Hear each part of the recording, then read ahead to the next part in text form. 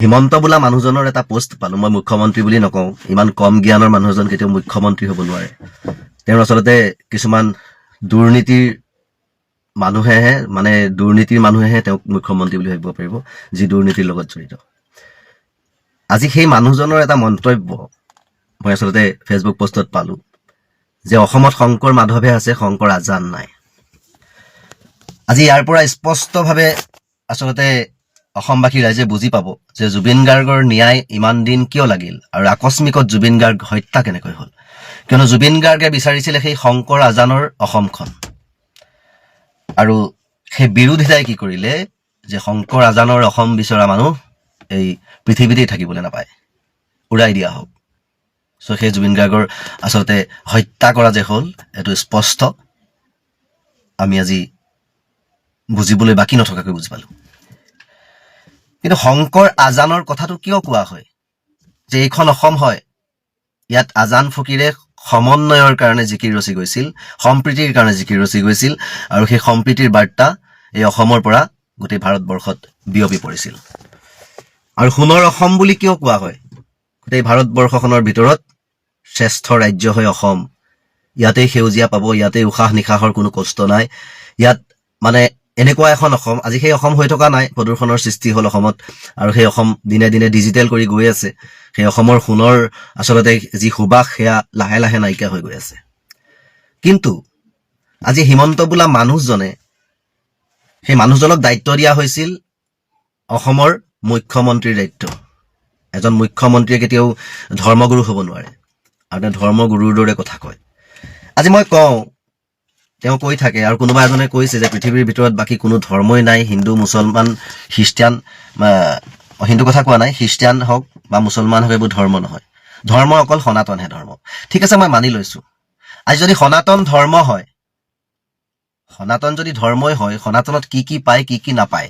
সেই ধাৰ্মিক কেইজনে জানে নে নাই সনাতন ধৰ্মই কয় যে জীৱ হত্যা মহাপাপ জীৱ হত্যা মহাপাপ কিন্তু আজি গাহৰি এভেলেবল কাটি মানুহে বিকি আছে খাই আছে এয়া সনাতনী নেকি সনাতনত জীৱলৈ ব্যৱসায় কৰিবলৈ কৈছে নেকি জীৱ পালিবলৈ কৈছে কিন্তু জীৱ হত্যা কৰিবলৈ কোৱা নাই সনাতনত কিন্তু সনাতনে জীৱ হত্যা কৰি আছে কৰি থকা নাই আজি সেই গাহৰি কি হয় যদি গৰু খাব নাপায় গাহৰিও খাব নাপায় পৃথিৱীখন উদ্ধাৰ কৰিবৰ কাৰণেতো আচলতে ব্ৰহ্মাই সেই বৰাৰ ৰূপ লৈ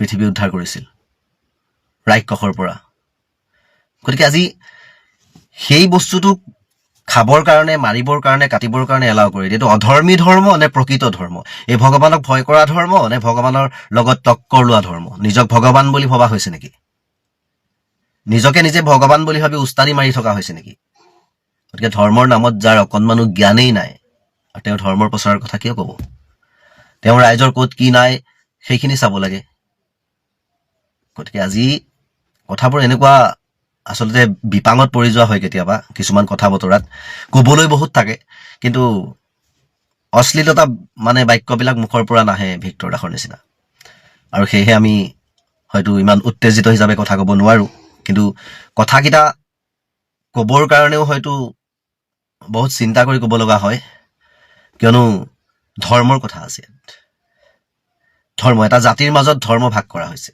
গতিকে জাতিৰ অস্তিত্বক আজি বড়ো ভাগে গুচি গ'ল কাৰ্বি ভাগে গুচি গ'ল কছাৰী ভাগে গুচি গ'ল মিচিং ভাগে গুচি গ'ল আজি সেইমতে আজি মিয়া কৰি থকা হৈছে মিয়াটো বাৰু বাংলাদেশৰ পৰা অহা সেইটো অতীজৰ চৰকাৰে আনিছিলে কেনেকৈ আনিছিলে কি কথা কেনেকুৱা ধৰণৰ তেওঁলোক এতিয়া বাংলাদেশী হৈছে নে অসমীয়া হ'ল সেইটো চৰকাৰে জানিব দ্বিতীয় কথা আৰু তৃতীয় কথাটো হৈ গৈছে এতিয়া গগৈকো আচলতে গগৈ হিন্দুৰ পৰা মানে খাম কটাই পেলোৱা হৈছে এই চৰকাৰখনে কাইলৈ লাহে লাহে দেখিব কোচ কলিতা দাস এইবোৰো কৰবাৰ পৰা অহা বুলি ক'ব কৈ মানে খাম কাটি লাষ্টত গৈ পেলাই এই মন্ত্ৰীৰ সম্প্ৰদায়ৰ মানুহখিনিহে মানে ডাইৰেক্ট অসমীয়া বুলি নিজক পৰিচয় দিব বা হিন্দু বুলি পৰিচয় দিব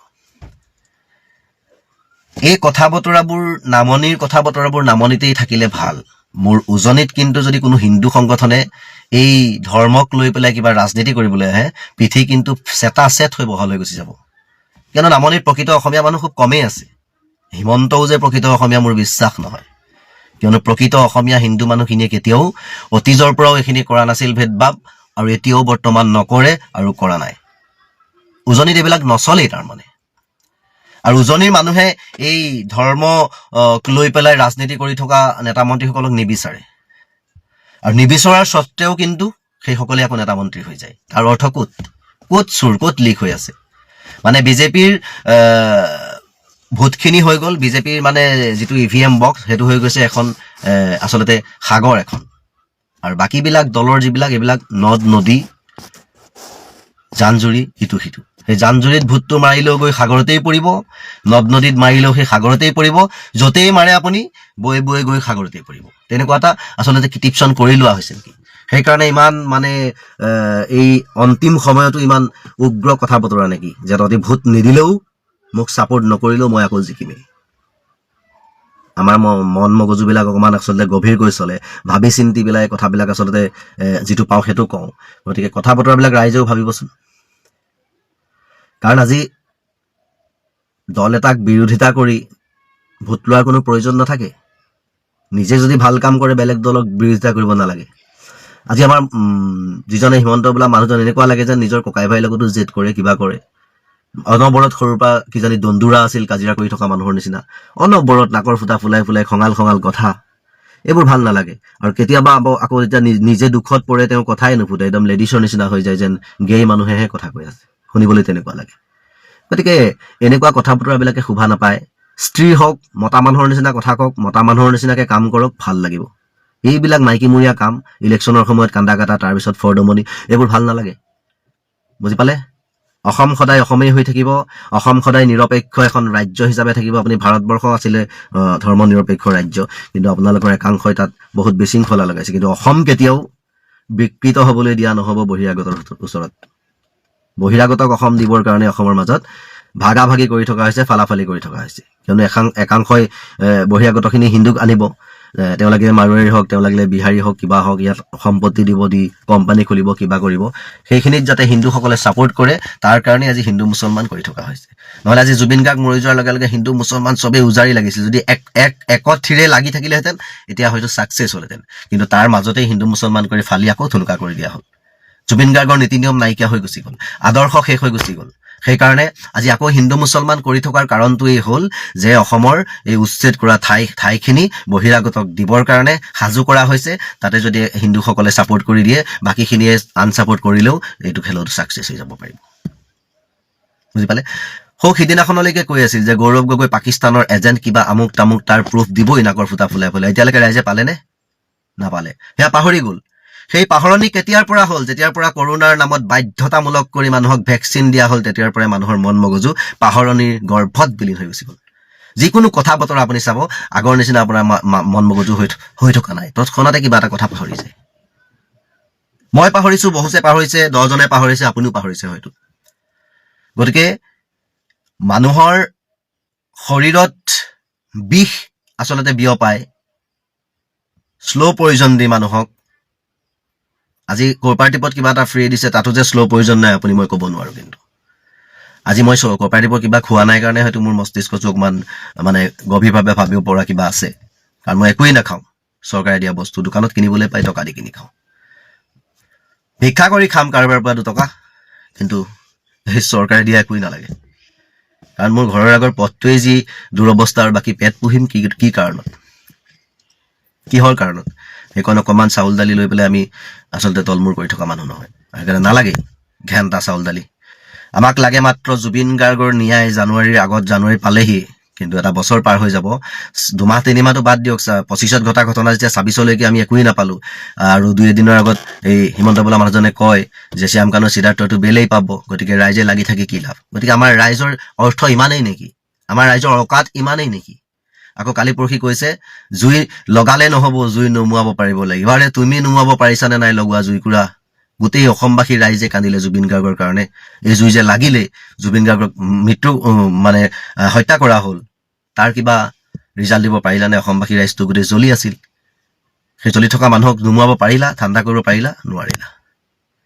সমাধি ক্ষেত্ৰত গ'লো, তাতো জন্মদিনৰ দিনাখন ৰাজনীতি। কিন্তু এটাই ভাল লাগিল, তাত একাংশ জুবিন অনুৰাগীয়ে ইমান ধুনীয়াকৈ খিচিৰি বনাই কিমান টকা খৰচ কৰি ৰাইজক খুৱাইছে। সেইখিনি হ'ল প্ৰকৃত অনুৰাগী। কিন্তু একাংশ তাতো কিন্তু ভেজাল মানুহ দেখা পালো মই। গতিকে এয়াই হ'ল আজিৰ ৰাজনীতি, এয়াই হ'ল জুবিন গাৰ্গৰ লগতো কৰাৰ ৰাজনীতি। আৰু জুবিন গাৰ্গৰ লগত ৰাজনীতি কৰি এতিয়াও মানে শান্ত হোৱা নাই, এতিয়াও হিন্দু মুছলমান কৰি থকা হৈছে, যাতে জুবিন গাৰ্গৰ আদৰ্শ বাদ দি জুবিন গাৰ্গৰ মানে ৰজা বুলি মনৰ পৰা আঁতৰাই এই বৰ্তমানৰ মুখ্যমন্ত্ৰীজনক ৰাইজে ৰজা বুলি ভাবক। তাৰে পৰিকল্পনা নহয় জানো এয়া? কেতিয়াও কিন্তু সফল হ'ব নোৱাৰিব। অসমীয়াৰ আবেগ বিক্ৰী নহয়, আবেগ আচলতে সোনকালে শেষ হৈ যাব পাৰে, কিন্তু বিক্ৰী হৈ নাযায়। এই আবেগ আকৌ উজাৰিব। জুবিন গাৰ্গ হয়, প্ৰতি বছৰে জুবিন গাৰ্গৰ গান বাজি থাকিব, আৰু যিমানেই বাজিব সিমানেই অসমীয়াৰ আবেগ উঠলি উঠি থাকিব। কিন্তু এই আগন্তুক ২৬ত যদি আমাৰ অসমবাসী ৰাইজে তাৰ কোনো প্ৰমাণ দিব নোৱাৰে, তেতিয়া কিন্তু অসমবাসী ৰাইজো আৰু মানুহ বুলি পৰিচয় দিবলৈ আচলতে লাজ লগা হ'ব। বিশ্বই হাঁহিব আচলতে যে ইমানখিনি হৈ যোৱাৰ পিছতো আকৌ অসমবাসী ৰাইজে এয়া ধৰি ল'লে। ধন্যবাদ। Justice for Zubeen Garg. আমি কিন্তু হিন্দু মুছলমানৰ ৰাজনীতি কেতিয়াও মানি নলওঁ, আমি ধৰ্মীয় বিভাজনৰ ৰাজনীতি কেতিয়াও মানি নলওঁ। যি অসমৰ পৰিৱেশ আৰু পৰিস্থিতি, সেই পৰিৱেশ পৰিস্থিতি লক্ষ্য কৰিলে অসমৰ প্ৰতিজন মানুহে এটা কথা অনুভৱ কৰিব পাৰিছে যে আগৰ সেইখন অসম নাই, যিখন অসমত আমি সকলোৱে সমস্যাৰে ক'ব পাৰিছিলো যে হিন্দু মুছলমান ভাই ভাই।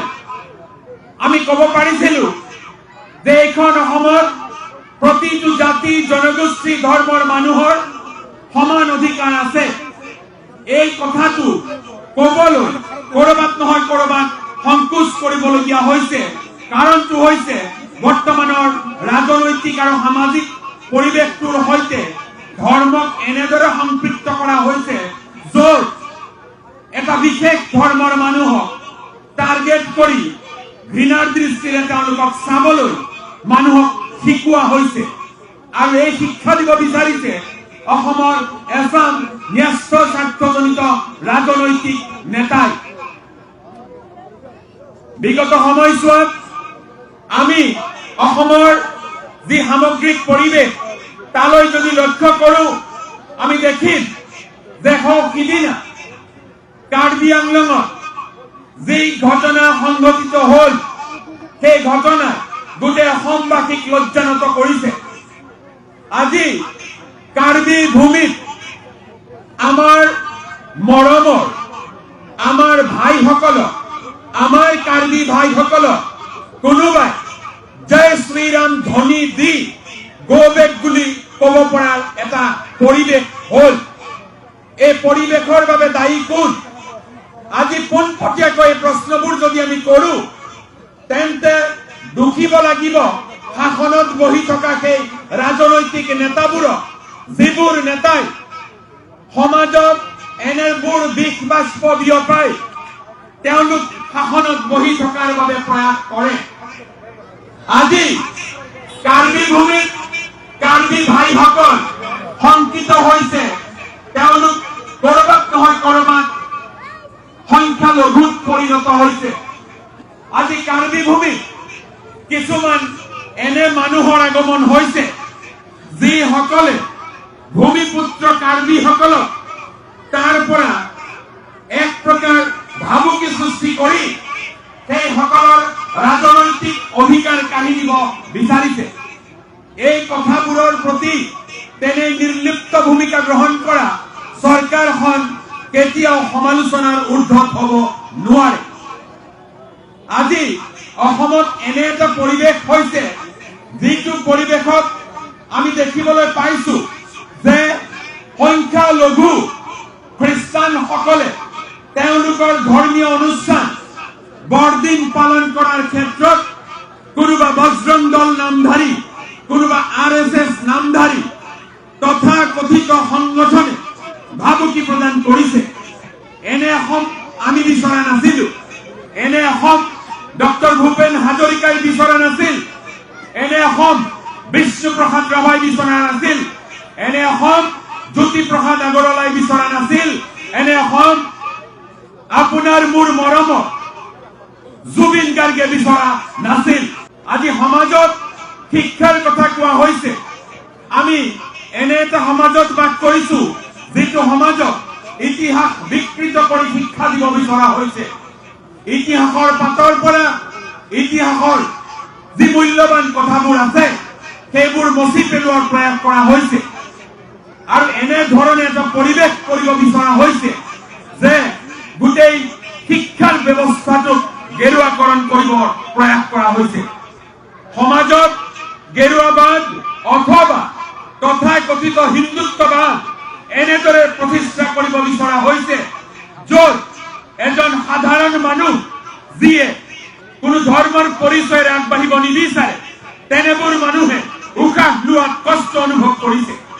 আমি যিসকল মানুহে গোটেই অসমখনত এটা শান্তিৰ অসম বিচাৰিছো, গোটেই অসমত জাতি জনগোষ্ঠী ধৰ্ম নিৰ্বিশেষে আমি সমিল মিলেৰে পূৰ্বৰ দৰে এইখন আপোনাৰ মোৰ মৰমৰ অসম বুলি কৈ আগবাঢ়িব বিচাৰো তেনেবোৰ মানুহে আমি কৰবাত কষ্ট পাইছো। কিন্তু ৰজা ঘৰিয়াই এনেবোৰ পৰিৱেশ সৃষ্টি কৰি তেওঁলোকে আমোদ পাইছে। এইখন অসম এইখন ভাৰতবৰ্ষত আমি ৰাজনৈতিক পৰিৱেশটোৰ সৈতে ধৰ্মৰ গোড়ামী সম্পৃক্ত হোৱাটো বিচৰা নাছিলো। আমি কেতিয়াও বিচৰা নাছিলো যে অসমৰ ৰাজনৈতিক পৰিৱেশটোৰ সৈতে ধৰ্মক সম্পৃক্ত কৰা হ'ব। আমি কেতিয়াও বিচৰা নাছিলো ভাৰতবৰ্ষৰ ৰাজনীতিৰ সৈতে কেতিয়াবা ধৰ্মক সম্পৃক্ত কৰা হ'ব। কিন্তু দুখেৰে সৈতে আমি জনাব বিচাৰিছো, আমি দেখিবলৈ পাইছো যে অসম তথা ভাৰতবৰ্ষৰ গোটেই ৰাজনৈতিক আৰু সামাজিক পৰিৱেশটো ধৰ্মৰ সৈতে সম্পৃক্ত কৰা হৈছে। ধৰ্মীয় মেৰুকৰণ কৰি কোনোবাই শাসন দীঘলীয়া কৰিব বিচাৰিছে। এই সন্দেহৰ আৱৰ্তত ৰাখি এই সন্দেহ কৰি ভাৰতবৰ্ষত বিভিন্ন সময়ত মব লিঞ্চিং কৰি বিভিন্নজনক হত্যা কৰা হৈছে। আজি আপোনালোকে জানে যে বিগত সময়ছোৱাত ভাৰতবৰ্ষৰ বিভিন্ন প্ৰান্তত এনেবোৰ ঘটনা সংঘটিত হৈছে। এই ঘটনাৰ বাবে চৰকাৰ দায়ী, কাৰণ যেতিয়া চৰকাৰ ব্যৱস্থাটোৰ সৈতে কৰবাত নহয় কৰবাত পৰামৰ্শদাতাৰ ভূমিকা গ্ৰহণ কৰা RSS প্ৰধান মোহন ভাগৱতে কয় যে ভাৰতবৰ্ষ হেনো এখন হিন্দু ৰাষ্ট্ৰ। RSS প্ৰধান মোহন ভাগৱতে মন্তব্য প্ৰকাশ কৰিছে যে ভাৰতবৰ্ষ হেনো হিন্দু ৰাষ্ট্ৰ আৰু ভাৰতবৰ্ষ হিন্দু ৰাষ্ট্ৰ এই কথাটোৰ বাবে হেনো সাংবিধানিক কোনো স্বীকৃতিৰ প্ৰয়োজন নাই। মই প্ৰশ্ন কৰিব বিচাৰিছো মোহন ভাগৱতক, মোহন ভাগৱত কোন? ভাৰতবৰ্ষৰ সংবিধানে কি কৰিব আৰু কি নকৰিব সেয়া নিৰ্ণয় কৰিবলৈ মই প্ৰশ্ন কৰিব বিচাৰিছো RSS প্ৰধান গৰাকীক যে তেওঁৰ ইমান অধিকাৰ নাই যে ভাৰতবৰ্ষ হিন্দু ৰাষ্ট্ৰ নে এটা ধৰ্ম নিৰপেক্ষ ৰাষ্ট্ৰ সেয়া ডিচিশন ল'বলৈ। কাৰণ মোৰ সংবিধানে ভাৰতবৰ্ষ এখন ধৰ্ম নিৰপেক্ষ ৰাষ্ট্ৰৰ স্বীকৃতি দি থৈছে, যি চিনাকি গোটেই বিশ্বত সগৌৰৱে প্ৰতিজন ভাৰতীয়ই ক'ব পাৰে যে মই সেইখন ভাৰতবৰ্ষৰ বাসিন্দা, মই সেইখন ভাৰতবৰ্ষৰ নাগৰিক, যিখন ভাৰতবৰ্ষৰ চিনাকি হৈছে এখন ধৰ্ম নিৰপেক্ষ ৰাষ্ট্ৰ। আজি RSS অথবা বজৰং দল যিয়েই নহওক কিয় কোনেও ভাৰতবৰ্ষৰ সাংবিধানিক চৰিত্ৰ মচি পেলাব নোৱাৰে। আৰু সেয়া কৰিবৰ বাবে যদি কোনোবাই প্ৰয়াস কৰে গোটেই ভাৰতবৰ্ষত গণতান্ত্ৰিক আন্দোলন হ'ব, অসমত গণতান্ত্ৰিক আন্দোলন হ'ব।